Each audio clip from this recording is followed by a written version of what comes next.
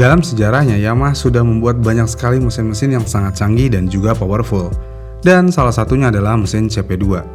Untuk kalian yang belum tahu, mesin CP2 adalah mesin motor buatan Yamaha yang memiliki kapasitas 689 cc dan menggunakan konfigurasi parallel twin.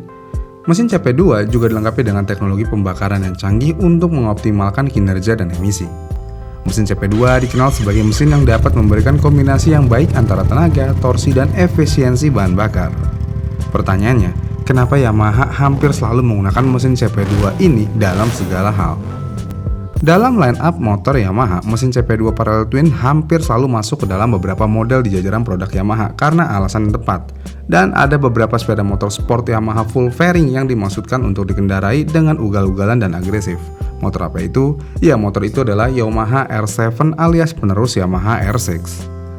Sekilas, motor ini menyerupai motor inline atau paling tidak salah satu dari motor screamer 4 silinder yang sangat umum pada jenis motor ini.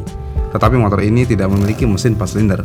Namun sebaliknya, motor ini memiliki mesin CP2 parallel twin yang sangat serbaguna dan kompeten. Dengan kelebihan yang dimiliki Yamaha R7, motor ini mampu melesat melewati hampir semua hal di jalan raya, namun tidak ada suara khas 4 silindernya.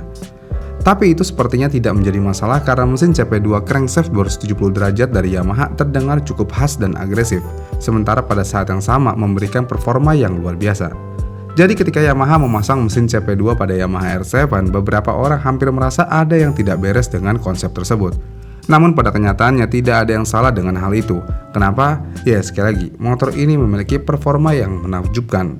Kenapa bisa menakjubkan? Ya karena dengan mengurangi jumlah silinder sebenarnya merupakan tren dalam industri sepeda motor. Karena sebagai mesin yang telah teruji, efisien, penuh dengan torsi rendah dan menengah serta bertenaga, maka tidak mengherankan jika Yamaha menggunakan pada beberapa model. Kemudian Yamaha R7, MT-07, XXR 700 klasik modern, dan Yamaha Tenere 700 juga memiliki satu kesamaan, yaitu semuanya didukung oleh mesin CP2 yang sangat serbaguna.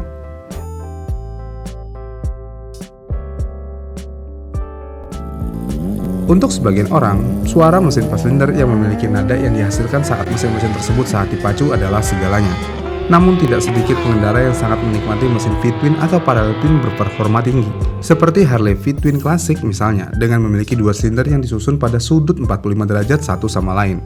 Dengan konfigurasi ini bersama dengan pin crankshaft tunggal di antara fitur-fitur lainnya, mesin ini dapat menciptakan tahapan tenaga yang tidak merata selama putaran mesin dan dapat membantu menciptakan suara yang ikonik. Namun sebaliknya, pada parallel twin mungkin tidak memiliki arsitektur yang sama dengan V-twin, tetapi dapat direkayasa agar lebih efisien dan masih terasa dan terdengar serupa.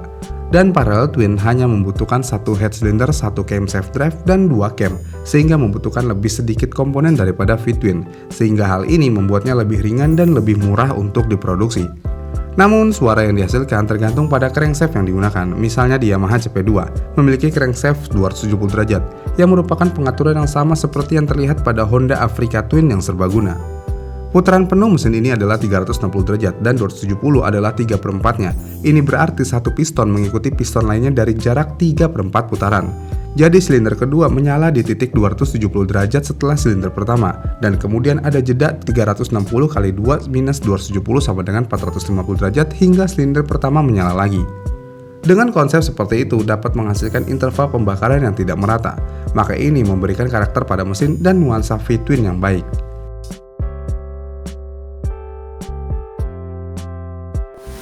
Mesin CP2 Yamaha yang berpendingin cairan memungkinkannya untuk bekerja pada suhu yang terkendali bahkan ketika dipacu dengan konstan, dan masih memiliki rasio kompresi yang tinggi yaitu 11,5:1. Kemudian jika kita ingin menggunakan contoh internal sebagai perbandingan, Yamaha Bolt R Spec berpendingin udara memiliki rasio kompresi 9,0:1. Rasio kompresi dapat dijelaskan sebagai perbandingan antara volume di dalam silinder pada kapasitas terbesar dan terkecil. Rasio kompresi yang lebih tinggi seperti yang terlihat pada mesin CP2 Yamaha memiliki beberapa manfaat, yang mana proses pembakaran dioptimalkan dengan pembakaran yang lebih sempurna dari campuran udara dan bahan bakar di dalam ruang bakar. Dan akibatnya, output tenaga meningkat. Begitu juga dengan penghematan bahan bakar karena peningkatan efisiensi ini. Jadi, jika memiliki lebih banyak tenaga yang diekstraksi dari sejumlah bahan bakar, maka akan ada lebih sedikit bahan bakar yang dibutuhkan untuk menghasilkan jumlah kerja yang sama, yang juga berarti emisi yang lebih baik. Terakhir, Rasio kompresi yang tinggi memungkinkan torsi yang lebih baik pada putaran mesin yang rendah, dan Yamaha pertama yang menggunakan mesin CP2 adalah FZ07 atau R7 saat pertama kali diperkenalkan pada tahun 2015, dan namanya kemudian diubah menjadi MT-07 agar sesuai dengan nama model di seluruh dunia. MT adalah singkatan dari Master of Torque, yang merupakan deskripsi yang tepat untuk CP2. Dengan mesin ini, MT-07 bisa menjadi salah satu model terlaris Yamaha.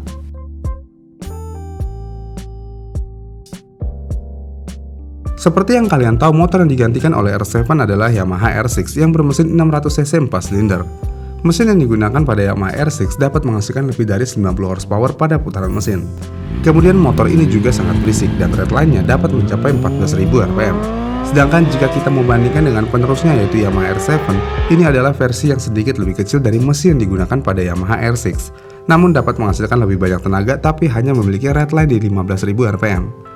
Cukup berbeda ya, selain dari konfigurasinya, tenaga yang dihasilkan pun juga ikut berbeda. Ya ini udah jelas sih. Gini nih, beda dalam performansnya gini nih. Yamaha R6 untuk mendapatkan performa sesungguhnya, motor ini perlu bekerja keras atau harus mencapai suhu atau RPM tertentu untuk mendapatkan performansnya.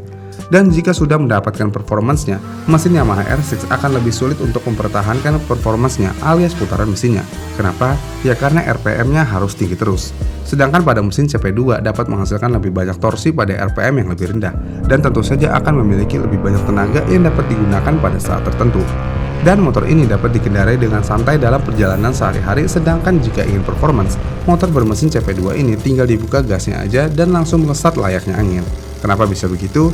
Ya karena dengan mesin CP2 motor ini dapat memiliki performance di RPM rendah, dan ini cukup berbeda sekali dengan inline 4. Ya meskipun memang harus kita akui juga akan ada bias terhadap torsi rendah dan menengah, tetapi sebenarnya tidak masalah karena itulah yang dibutuhkan sebagian besar pengendara. Tapi kalau untuk masyarakat Indonesia sendiri, motor ini bukanlah primadona ataupun pilihan utama. Kenapa? Ya karena motor ini bukan inline 4, jadi suaranya nggak eargasm. Udah, itu aja. Bagaimana nih menurut kalian? Komen di kolom komentar di bawah ya. Jika kalian suka dengan video ini, kalian bisa like dan subscribe channel ini, dan sampai jumpa di video selanjutnya.